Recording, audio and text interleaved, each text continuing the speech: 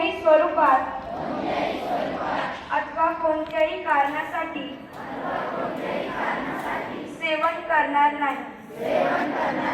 तसेच इतरांनाही अशा व्यसनांपासून दूर राहण्यासाठी प्रोत्साहित करेन।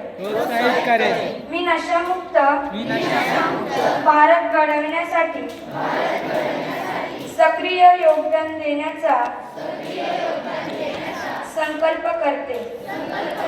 माझे कुटुंब, मित्र, नातेवाईक, शेजारी आणि माझ्या संपर्कात येणाऱ्या प्रत्येक व्यक्तीला अंमली पदार्थांच्या